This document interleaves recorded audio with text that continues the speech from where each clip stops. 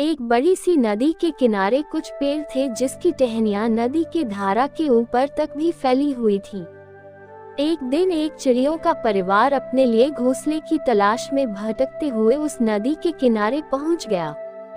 चिड़ियों ने एक अच्छा सा पेड़ देखा और उससे पूछा, हम सब काफी समय से अपने लिए एक नया मजबूत घर बनाने के लिए वृक्ष तलाश रहे हैं। आपको देखकर हमें बड़ी प्रसन्नता हुई। आपकी मजबूत शाखाओं पर हम एक अच्छा सा घोंसला बनाना चाहते हैं ताकि बरसात शुरू होने से पहले हम खुद को सुरक्षित रख सकें। क्या आप हमें इसकी अनुमति देंगे?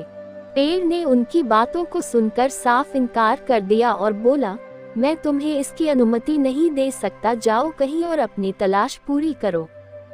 चिड़ियों को पेड़ का इनकार बहुत बुरा लगा। वे उसे भला बुरा कहकर सामने ही एक दूसरे पेड़ के पास चली गईं। उस पेड़ से भी उन्होंने घोंसला बनाने की अनुमति मांगी।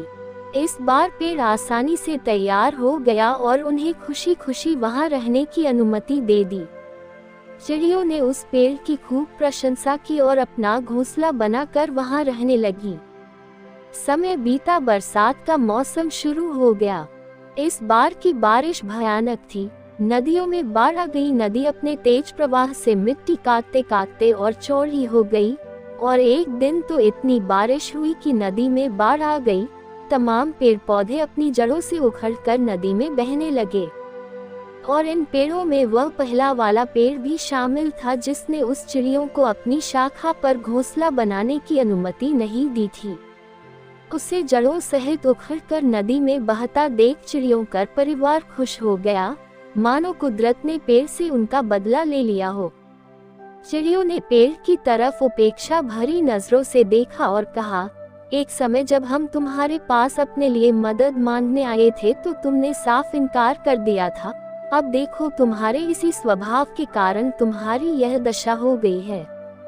इस पर इस पेड़ ने मुस्कुराते हुए उन चिड़िया से कहा, मैं जानता था कि मेरी उम्र हो चली है और इस बरसात के मौसम में मेरी कमजोर पड़ चुकी जड़ें टिक नहीं पाएंगी और मात्र यही कारण था कि मैंने तुम्हें इनकार कर दिया था, क्योंकि मैं नहीं चाहता कि मेरी वजह से तुम्हारे ऊपर विपत्ति आए। फिर भी तुम्हारा दिल दुखाने के लिए मुझे क्षमा करना। और ऐसा कहते कहते पेड़ पानी में बह गया। चिड़िया अब अपने व्यवहार पर पछताने के अलावा कुछ नहीं कर सकती थी।